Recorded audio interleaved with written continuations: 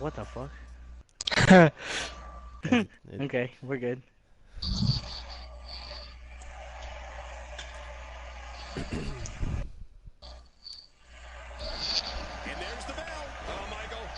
Alright, what is up, guys? David, aka Euchre Squad, here today to talk with you on our first WWE podcast of the year. I am joined by Glenn, aka Mets King from Smashmouth Baseball, and Julio, aka Julio. Like I said, we will be talking about current events in WWE and our Wrestlemania reviews and ratings about what happened. I'm going to kick it over to Glenn, a.k.a. Mets King, for the lowdown on everything here. Alright, so what we're going to do today, we're just going to go over our thoughts on WrestleMania, what our ratings are on the show, what we thought was the best moment, the worst moment, what we thought the most stupid moment was of WrestleMania, which I'm sure everyone will agree on. I'll start it off. I thought WrestleMania was pretty good. I mean, it was better than last year's for sure. They did a little something like they did last year when they brought back Hulk Hogan and Stone Cold and The Rock. This year they did it with Shawn Michaels, Mick Foley, and Stone Cold again.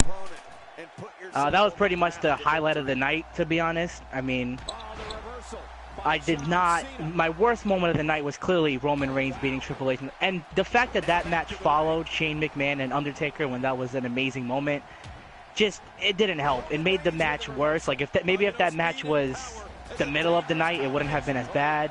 The result would have still remained bad because, to me, Roman Reigns is just not ready for the spotlight right now. He's terrible on the mic. His personality is terrible. Every time he talks, you look away from the TV. The AJ Styles Chris Jericho match, I'm sure many people would agree, was why? Why in the world is Chris Jericho beating AJ Styles when Jericho's probably going to leave soon? I did not understand that at all. I thought when The Rock came in and the Wyatt family came in, I thought if the Wyatts would have beat the hell out of The Rock, it would have been such a great push. But instead, God forbid, we don't have a WrestleMania without that punk John Cena coming in. That was so bad, in my opinion. I mean, just the worst time, too. Like, the Wyatt should have beat the hell out of The Rock. It would have just been amazing, in my opinion.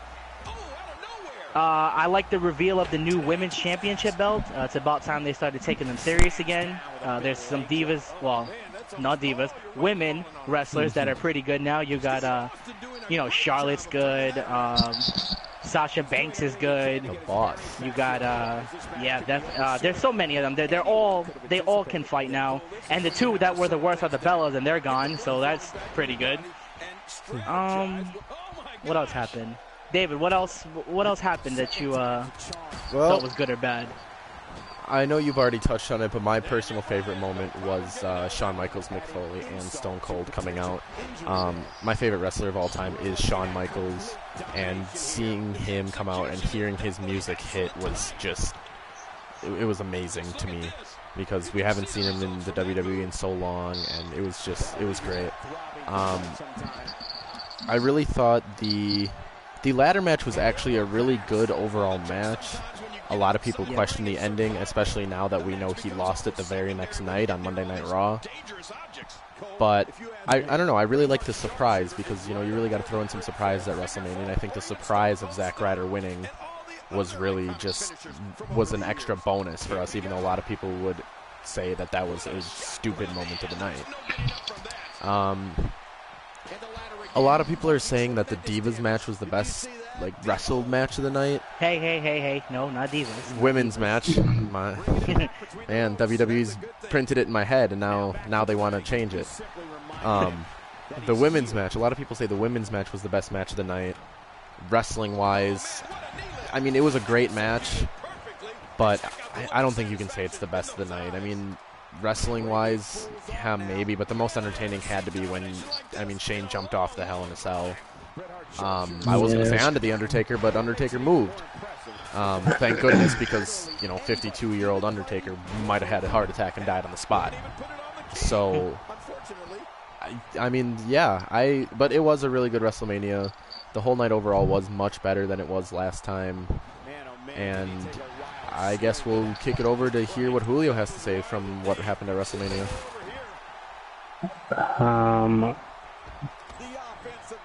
To say what you were talking about with Shane, I thought that was pretty cool. It included his age, and you would have never thought an old man like that would be able to do something like that. Yeah. Just and the stupidest match was The Rock versus Eric Rowan, whoever it was. That was pretty stupid. I didn't see any point in that. And I'm gonna go with Glenn too, the Roman Reigns and Triple H. That was just pointless. I don't think he's ready for the spotlight. Yeah, it is. Yeah. Okay. So what?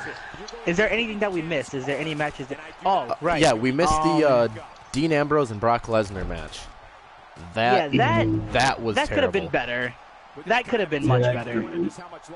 Much better, absolutely.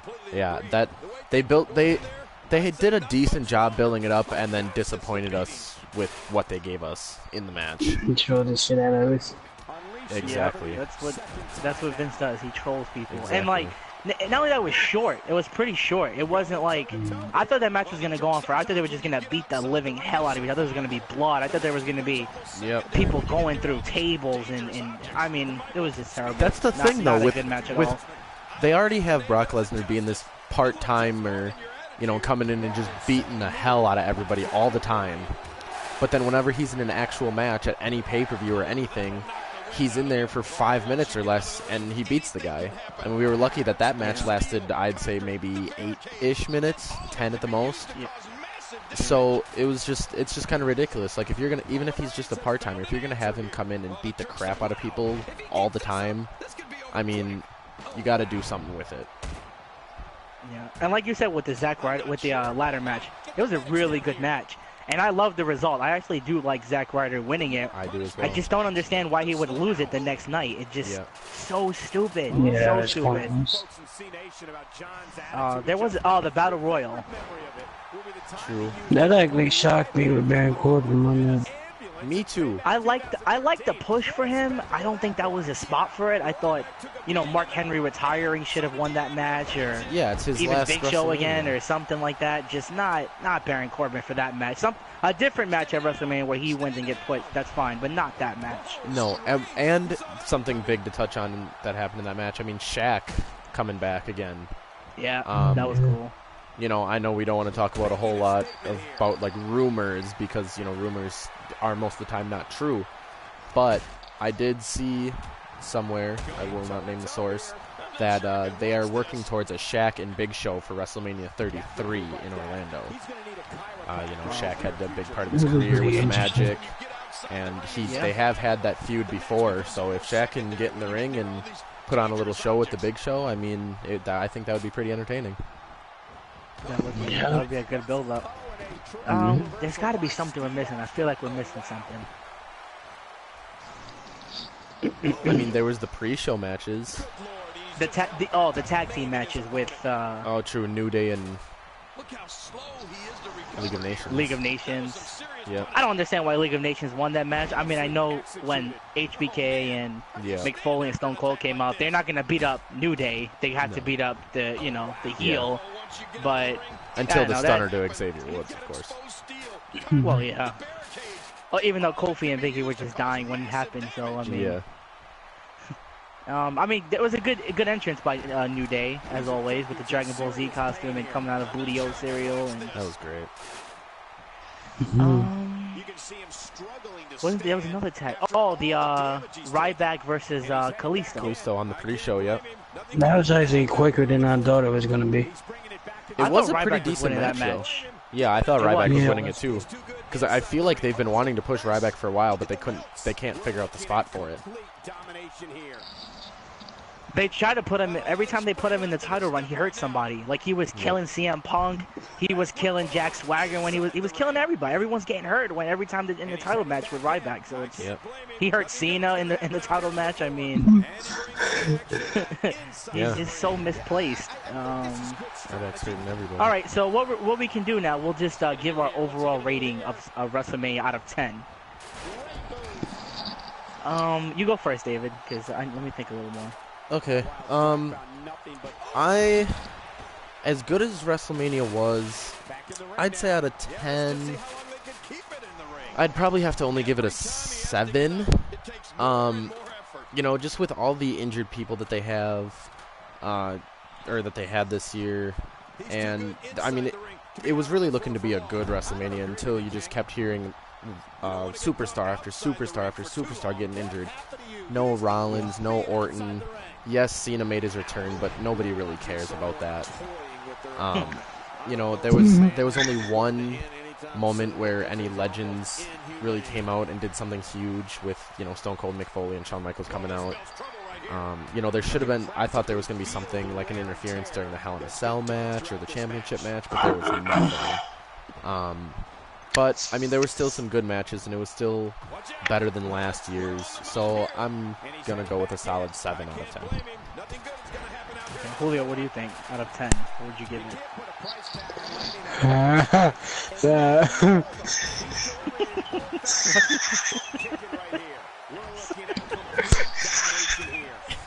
What's your rating out of 10? 6, because stop pointing on your yeah. I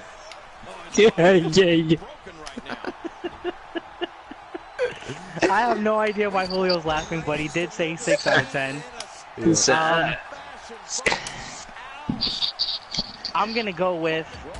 I'm also gonna give it a 7. I think if I actually had to pay for the crap, like if I actually had to pay $65 or whatever pay-per-views usually are for WrestleManias, I'd give it like a 4. But because it was free, because everyone was pretty much out and they had to work with what they had, because they did sell 110,000 tickets, because the entrances were pretty good. I mean, when Roman Reigns came in and the star on the floor and he punched it down, I mean, there was a couple good things, so I'll give it a 7 out of 10.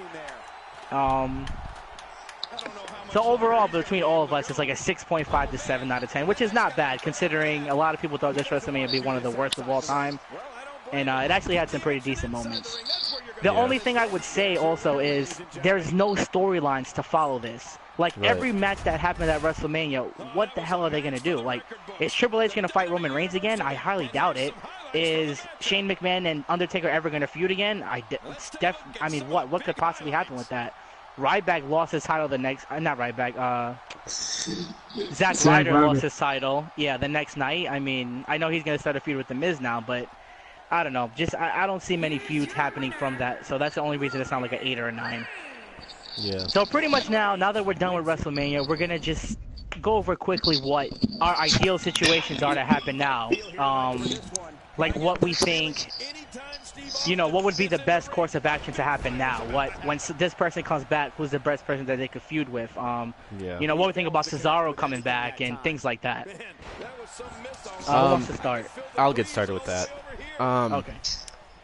So, touching on, like you said, Cesaro coming back, it was an interesting way to bring him back, putting off the Sami Zayn getting quote-unquote injured before the match, and putting him in a fatal four-way for a #1 contenders opportunity where I don't think any of the 4 of those guys should have any reason to be in the #1 contender spot. I mean, maybe Kevin Owens, but I mean, he's done a lot for the business already, but I don't know if they've really built it up to be a #1 contender spot or even going for the title. The fact that AJ Styles won that match is still really questionable to me. But Cesaro coming back is, I think, good for business. He did get a loud pop when he came back, whether it was a situation for him or not. I mean, a lot of people really liked it. I think Orton... Well, Orton said he'd be out another 2 to 3 months. I don't know if I necessarily believe that. I think he's just saying that so that he can come back in a few weeks or maybe a month and, you know, surprise some people.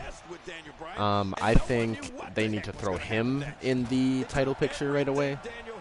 But I also believe that's what's going to happen when Seth Rollins comes back, because he'll come back and, oh, you know, that's still my title, blah, blah, blah, and then they'll feud, him and Roman Reigns will feud, because I believe Roman Reigns will beat AJ Styles for the championship match. And who knows, maybe we'll get a triple threat between the former Shield members, and like we've been wanting, like we wanted at WrestleMania, but Seth Rollins got hurt.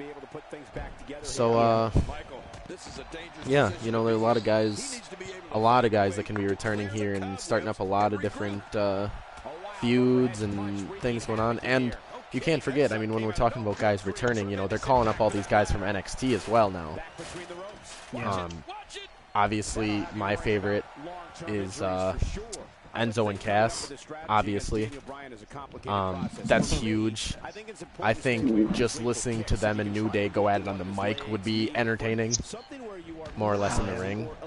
So I guess we'll see where they go with that, where they take Enzo and Cass, because they're great on the mic and they're great in the ring. I mean, they do everything well. So with all these NXT people coming up and the return of people coming, I think WWE is going in the right direction with things, but there might be some things they got to do to try to get these guys to stay healthy as well. Yeah. Julio, what would you want? Like, what's the number one thing you want right now to happen? That maybe like someone coming back or someone doing something else, or. I really think it would be interesting for Goldberg and Roman Reigns. Yes, To fight for the title? Yeah, to fight for the title. That'd be really interesting. Yeah, that sounds good to me. It's better than Roman Reigns versus anybody else on the roster right now. Yeah. And who else? Be really in the pitch. I want David's conversation with Randy. Want to really be best for business. Well, I don't want to. I want to be like Triple H to say best for business, but it'll be really great for him to be in the title picture again. Yep. Maybe it can be Randy Orton versus AJ Styles. That'd be a good match if that were the case. That would be a really good match, I believe. Anything else? I think the what's that Japanese guy name in NXT? Shinsuke Nakamura, I believe. Yeah, he'd be really good with Seth Rollins, probably. Yeah, there's a lot of different ways they could go with these NXT guys and these returning guys, and yeah, you're definitely right there, Julio. I mean, alright, so I'll go. If I had my way, this is what would happen, just to build on what everyone's saying. I want Shane McMahon to come back and somehow take over Raw. Like, he comes back and he tells Vince, remember when Stephanie was out there and they were talking on the stage, and Shane is like, hey, I never lost control of my part of the company. And he can tell Vince, like, okay, I lost the match at WrestleMania, but legally I still own part of this company. So I'm going to take over Raw, and it doesn't matter what you say. So I want that to happen, where he takes over Raw, and either like Daniel Bryan or like Mick Foley comes back and acts as the commissioner of SmackDown, just to have that show actually mean something, because it means absolutely nothing right now. Then, because they did that, maybe have a draft, then split the WWE World Heavyweight Championship belt back into 2 belts, so each show has a championship belt, because there's a lot of people coming up right now, and a lot of, you know, areas and places that the belt can be used in. It's like, you know, like you said, Randy Orton's going to come back, Seth Rollins is going to come back, still got Roman Reigns with the belt, you know, AJ Styles is now #1 contender. I mean, there's so many things they can do, so just split the shows back up, have a nice little draft, have 2 belts again, maybe bring back the hardcore title. I mean, I know it's still PG right now, but or the lightweight title. Remember when, not the, what is it, the cruiserweight title? Yeah.